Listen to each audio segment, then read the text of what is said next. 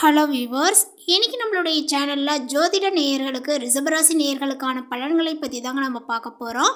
இந்த ரிஷபராசி நேயர்களுக்கு பார்த்தீங்கன்னா ஜூன் 14ஆம் தேதி என்று கொடூர ஒரு அமாவாசையானது பார்த்தீங்கன்னா ஏற்பட்டிருக்கு. இந்த அமாவாசையில் பார்த்தீங்கன்னா சில முக்கிய கிரக மாற்றங்களினுடைய பயிற்சிகளானது ஏற்படுதுங்க.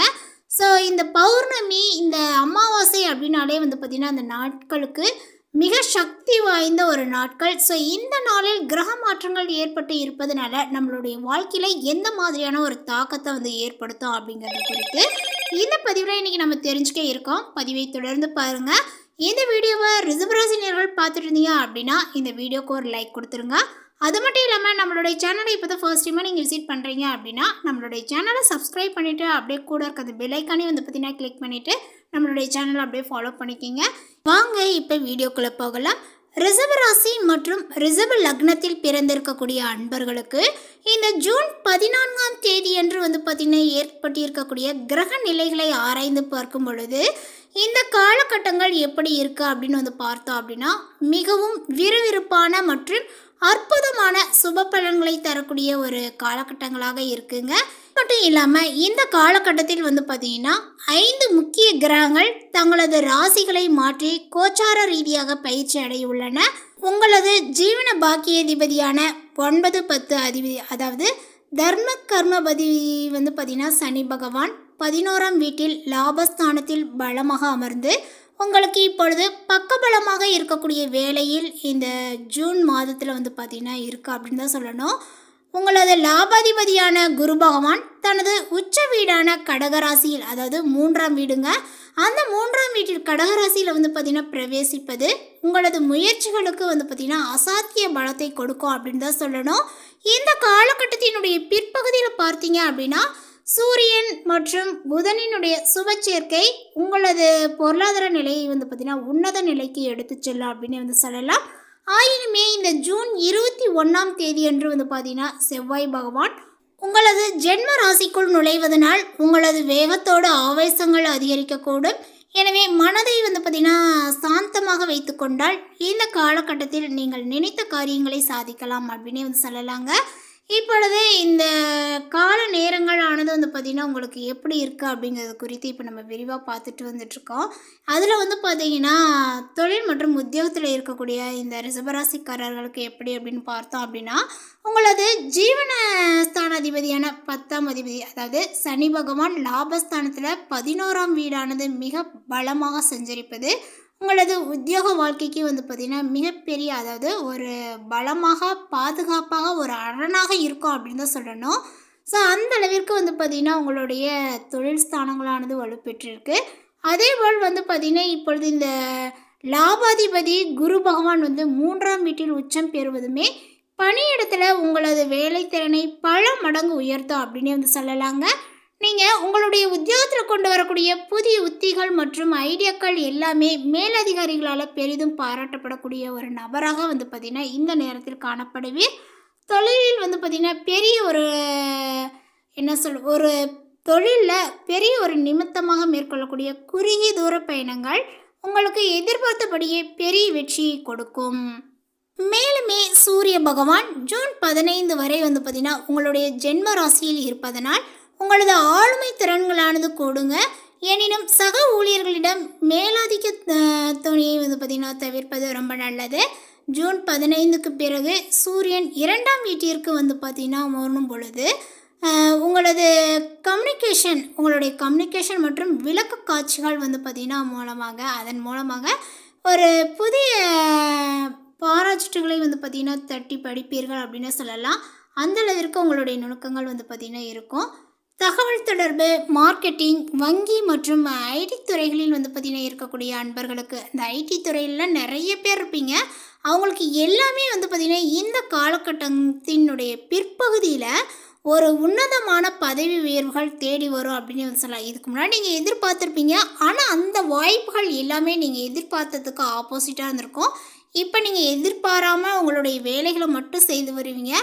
ஆனால் அந்த விஷயங்கள் பார்த்திங்கன்னா இப்போ வழினா வந்த மாதிரி உங்களுக்கு அந்த விஷயங்கள்லாம் அமைய போகுது அப்படின்னு தாங்க சொல்லணும். ஸோ ஒரு உயர் பதவிக்கு செல்ல போகிறீங்க. உங்களுடைய வியாபார நிலைகள் அப்படின்னு நம்ம பார்த்தோம் அப்படின்னா, இப்பொழுது உங்களுடைய சுய தொழிலாகட்டும், இல்லை வேறு ஏதாவது வியாபார ரீதியாகட்டும், ஒரு மளிகை ஜாமான் இந்த மாதிரிலாம் வச்சுருக்கக்கூடிய அந்த கடைதாரர்களுக்காகட்டும், இந்த காலகட்டங்கள் வந்து பார்த்திங்கன்னா ஒரு அமோகமான ஒரு லாபத்தை தரக்கூடிய ஒரு காலகட்டங்களாக இருக்குங்க. லாபஸ்தானிய அதிபதியான குரு பகவான் 3ஆம் வீட்டில் உச்சம் பெற்று உங்களுக்கு சஞ்சரித்து வருவதனால உங்களது வாடிக்கையாளர்கள் வந்து பார்த்திங்கன்னா நெட்வொர்க் பிரம்மாண்டமாக விரிவடையும். ஏஜென்சிகள், விளம்பரம், சமூக ஊடகங்கள், அச்சு ஊடகங்கள், டிராவல்ஸ் மற்றும் கமிஷன் வியாபாரம் செய்பவர்களுக்கு புதிய வாடிக்கையாளர்கள் தடையின்றி வந்து பார்த்திங்கன்னா தேடி வருவார்கள் அப்படின்னு தான் சொல்லணும்.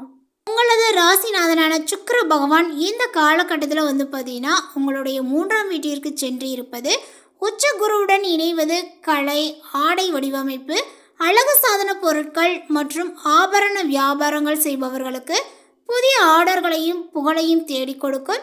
மேலும் உங்களுடைய சப்தமதிபதியான செவ்வாய் பகவான் இந்த ஜூன் 21 வரை 12ஆம் வீட்டில் இருப்பதனால வெளியூர் மற்றும் வெளிநாட்டு தொடர்புகளுடைய வியாபார கொடுக்கல் வாங்கலில் சற்று கூடுதல் செலவுகளும் ஏற்படலாங்க. அதனால் எச்சரிக்கையானது உங்களுக்கு தேவை. இந்த கொடுக்கல் வாங்கல் விஷயங்கள் அப்படிங்கிறது வந்து பார்த்திங்கன்னா ரொம்ப கவனம். கொடுக்கும் போது வந்து கொடுத்துட்டு நம்ம வாங்க முடியல அப்படின்னு வருத்தப்படக்கூடாது. வாங்கும் போதும் அதே மாதிரி வாங்கிட்டு திரும்ப அவங்களுக்கு கொடுக்க முடியல அப்படிங்கிறது நம்ம வருந்தக்கூடாது. ஸோ அதனால் வந்து பார்த்திங்கன்னா இந்த விஷயங்களை நீங்கள் கூடுதல் எச்சரிக்கையோடு இருப்பது நல்லதுங்க. உங்களுடைய நிதி நிலை ரீதியாக பார்த்தோம் அப்படின்னா பண லாபங்கள் இருக்குமா அப்படின்னு சொல்லிட்டு பார்த்தோம் அப்படின்னா, நிதி நிலைமையை பொறுத்தவரை இந்த காலகட்டங்களானது உங்களுக்கு மிகவுமே மகிழ்ச்சியான மாற்றங்களை கொடுக்கும் அப்படின்னு தான் சொல்லணும். அந்த மாற்றங்கள் காத்து கொண்டிருக்கு அப்படின்னு கூட சொல்லலாங்க. ஸோ இந்த காலகட்டத்தினுடைய தொடக்கத்தில் 12இல் இருக்கக்கூடிய செவ்வாயால் உங்களுக்கு தேவையற்ற அலைச்சல் செலவுகளானது வந்து உண்டாகலாம். இருந்தாலுமே தனஸ்தானது விதியான புதன் பகவான் இப்பொழுது உங்களுக்கு ஜூன் 22 வரை தன்னுடைய சொந்த வீடான 2ஆம் வீட்டில் ஆட்சி பலத்துடன் நீடிப்பதனால பெரிதாக, அதாவது உங்களது தினசரி வருமானத்திற்கு எந்த ஒரு குறைகளும் இருக்காது அப்படின்னு வந்து சொல்லலாம். பெருசாக எந்த ஒரு குறைகளும் சொல்ல முடியாது. ஓரளவுக்கு வந்து பார்த்தீங்கன்னா நீங்கள் எதிர்பார்த்த அளவுக்கு வந்து இல்லாவிட்டாலுமே நஷ்டத்தை நோக்கி செல்லாமல் பெட்டராக இருக்கும் அப்படின்னு வந்து சொல்லலாம். மேலும் ஜூன் 15ஆம் தேதிக்கு அப்புறம் வந்து பார்க்கும்போது உங்களுக்கு வந்து பார்த்திங்கன்னா சூரிய பகவான் தனஸ்தானமான மிதுன ராசிக்குள் நுழைவது உங்களது பொருளாதார நிலையை மேலுமே வந்து பார்த்திங்கன்னா பலப்படுத்து. பூர்வீக சொத்துக்கள் மூலமாகவோ அல்லது அரசாங்க வாயிலோ உங்களுக்கு வந்து பார்த்திங்கன்னா வர வேண்டிய நியாயமான தொகைகள் வந்து சேரும். உங்களது இனிமையான பேச்சால் கவரப்பட்டு மற்றவர்கள் உங்களுக்கு பொருளாதார உதவிகளை செய்ய முன் வருவார்கள். உங்களது நீண்ட நாள் கடன்களை வந்து பார்த்திங்கன்னா அடைப்பதற்கு இந்த காலகட்டத்தினுடைய பிற்பகுதியில் மிகவும் ஏதுவான காலகட்டங்களாக இருக்கும். வந்து பார்த்திங்கன்னா ஆரோக்கியங்கள் மற்றும் நல்வாழ்வு குறித்து பார்த்தோம் அப்படின்னா, உங்களுடைய ஆரோக்கிய விஷயத்தில் இந்த காலகட்டங்கள் இருவேறு பலன்களை வந்து பார்த்திங்கன்னா கலந்து கொடுக்கக்கூடிய ஒரு காலகட்டங்களாக இருக்குது. ஸோ இந்த ஜூன் 21 வரை செவ்வாய் பகவான் 12ஆம் வீட்டில் சஞ்சரிப்பதனால உடல் சோர்வு, அலைச்சலால் ஏற்படக்கூடிய கால் வலிகள் அல்லது நள்ளிரவில் வந்து பார்த்திங்கன்னா தூக்கங்கள் கலைதல் போன்ற தொல்லைகளானது வரலாம். ஆனாலுமே இந்த ஜூன் 21 அன்று செவ்வாய் பகவான் உங்களது ஜென்ம ராசிக்குள் வந்து பார்த்திங்கன்னா பிரவேசிக்கும் பொழுது, ரிஷபம் அதாவது ரிஷபராசியில் பிரவேசிக்கும் பொழுது உங்களது மந்த நிலைகள் மாறி உடலில் புதிய வீரியங்களும் சுறுசுறுப்புகளும் பிறக்குங்க. அதே சமயம் செவ்வாயினுடைய ஆதிக்கத்தினால உடலில் உஷ்ணங்கள் அதிகரித்து கண்ணெரிச்சல், இரத்த அழுத்த மாறுபாடுகள் அல்லது திடீர் ஆத்திர உணர்வுகளானது ஏற்படலாம். ஜூன் 15 வரை வந்து பார்த்திங்கன்னா சூரியனும் உங்களுடைய ராசியில் இருப்பதனால காரசாரமான மற்றும் துரித உணவுகளை வந்து பார்த்திங்கன்னா முற்றிலுமே தவிர்த்து கொள்வது நல்லது. உங்களுடைய உடலுக்கு வந்து பார்த்திங்கன்னா குளிர்ச்சி தரக்கூடிய ஆகாரங்களை வந்து எடுத்துக்கொள்வது ரொம்ப அவசியமானதுங்க. ஸோ இந்த விஷயத்தெல்லாம் நீங்கள் ஃபாலோ பண்ணும்போது உங்களுடைய உடல் ஆரோக்கியங்களை பொறுத்தவரை பெரிதாக எந்த ஒரு பாதிப்புகளும் இருக்காது.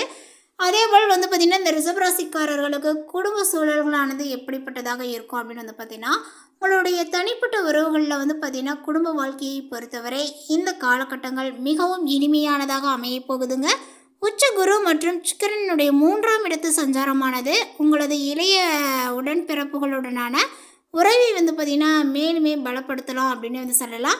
உங்களது அனைத்து முயற்சிகளுக்கும் அவர்கள் துணையாகவே நின்று உதவுவார்கள். பக்கத்து வீட்டுக்காரர்கள் மற்றும் உற்றார் உறவினர்களுடன சமூக உறவுகளுமே சுமூகமாக இருக்கும். இந்த காலகட்ட நேரங்களில் நீங்கள் முக்கியமாக வந்து பார்த்திங்கன்னா கட்டுப்படுத்த வேண்டியது உங்களது வார்த்தைகளை தான். ஏனெனில் ஜூன் 15 முதல் 2ஆம் வீட்டில் சூரியனும், ஜூன் 21 முதல் ஜென்ம ராசியில் செவ்வாயும் அமர்வதனால உங்களுடைய பேச்சில் ஒருவித அதிகார தோனியும் பிடிவாதமும் தலை தூக்க வாய்ப்புகள் உண்டு. நான் சொல்வது தான் சரி அப்படிங்கிற ஒரு ஈகோ குணங்களானது பார்த்திங்கன்னா உங்களுடைய குடும்பத்தில் ஏற்படும். அந்த ஈகோ குணங்கள் உங்களுடைய குடும்பத்தில் வந்துச்சு அப்படின்னா உங்களுடைய வாழ்க்கை பார்த்திங்கன்னா சிதைஞ்சு போயிடக்கூடிய அளவுக்கு பார்த்திங்கன்னா இருக்கும். ஸோ அந்த ஈகோ குணங்கள் இருவருக்குமே வேண்டாம், விட்டு கொடுத்து செல்வது நல்லது. வாழ்க்கை துணையுடன் வீண் சச்சரவுகளை பார்த்திங்கன்னா உருவாக்க வாய்ப்புகள் உண்டுங்க. ஸோ அதனால் உங்களுடைய கோபத்தை பார்த்திங்கன்னா குறைத்து அன்போடு பேசினால் இல்லறங்களானது இனித்து காணப்படும். ஸோ இனிக்கும். ஸோ அந்த விஷயங்களை பார்த்திங்கன்னா ஃபாலோ பண்ணிக்கிங்க. இப்பொழுது இந்த மாணவர்களுக்கு அப்படின்னு பார்த்தோன்னா அவர்களுடைய கல்வி நிலைகளானது எப்படி இருக்கும் அப்படின்னு பார்த்தீங்க அப்படின்னா, பூர்வ புண்ணிய அதிபதியான புதன் பகவான் உங்களுடைய ராசியில் பார்த்திங்கன்னா மிகப்பெரிய ஒரு விஷயத்தை கொடுத்துருக்காங்க அப்படின்னு தான் சொல்லணும். பூர்வ புண்ணிய அதிபதியான புதன் பகவான் ஜூன் 22ஆம் தேதி வரை பார்த்திங்கன்னா தனஸ்தானத்தில் ஆட்சி பலத்துடன் இருப்பது, லாபாதிபதி குரு 3இல் உச்சம் பெறுவதுமே மாணவர்களினுடைய கிரகிக்கக்கூடிய திறனை பார்த்திங்கன்னா அற்புதமாக உயர்த்தும் அப்படின்னு சொல்லலாங்க. நேர்முக தேர்வுகள் மற்றும் விவாத போட்டிகளில் பார்த்திங்கன்னா கலந்து கொள்ளக்கூடிய மாணவர்களுக்கு இந்த காலகட்டங்கள் பெரும் வெற்றிகள் காத்துள்ளது அப்படின்னு தான் சொல்லணும். விளையாட்டுத் துறையில் இருக்கக்கூடிய மாணவர்களுக்குமே இந்த ஜூன் 21க்கு பிறகு புதிய சாதனைகளை படைப்பார்கள் அப்படின்னு சொல்லலாங்க.